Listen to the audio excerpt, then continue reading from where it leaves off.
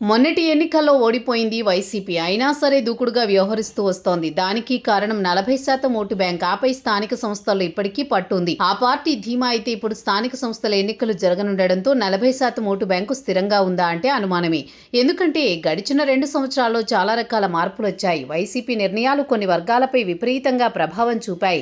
DSC 2025నే తీసుకుంటే అది దగా డిఎస్సి అంటూ వైసీపీ ఆరోపించేసరికి నిజంగా ఉద్యోగాలు సాధించిన ఉపాధ్యాయులు చాలామంది మీడియా ముందుకు వచ్చి మరీ తాము జగన్కి ఓటు వేశామని, వైసీపీకి అండగా నిలిచామని, కానీ మరోసారి ఆ పార్టీ వైపు చూసేది లేదని తేల్చి చెప్పారు.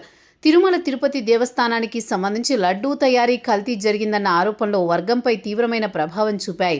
హిందువుల మనోభావాలు దెబ్బతీసేలా వైసీపీ వ్యవహరించిందని చాలామంది నమ్మడం ప్రారంభించారు. కొంతమంది అగ్రవర్ణాలు ఏకపక్షంగా జగన్కి వ్యతిరేకులుగా మారిపోయారు. 2014-24 మధ్య వరకు 3 ఎన్నికల్లో జగన్కి మద్దతు తెలిపిన అగ్రవర్ణాల్లో చాలా మార్పు వచ్చింది. ఎప్పుడైతే లడ్డూ కల్తీ వ్యవహారం తేలిందో అప్పుడే వారంతా బాహాటంగా వ్యతిరేకించడం ప్రారంభించారు. ఇంకోవైపు జగన్ అంటే విపరీతమైన సంక్షేమ పథకాలు అందించారని నమ్మిన వర్గాలు ఆయన విషయంలో మరో మాట లేకుండా వ్యవహరించేవి. అభివృద్ధిని పక్కన పెట్టి సంక్షేమ పథకాల విషయంలో సంతృప్తికరంగా అందించారని భావించిన వర్గాలున్నాయి. కానీ కూటమి వచ్చిన తర్వాత అభివృద్ధితో పాటు సంక్షేమ పథకాల కొనసాగింపుతో చాలా మంది పునరాలోచనలో పడ్డారు. ఒకవైపు అమరావతి రాజధాని, ఇంకోవైపు పోలవరం ప్రాజెక్టు, రాష్ట్రానికి భారీగా పెట్టుబడులు, గ్రామాల్లో మౌలిక వస్తువులు, వీటన్నింటికీ తోడుగా సంక్షేమ పథకాల అమలు చిన్న విషయం కాదు.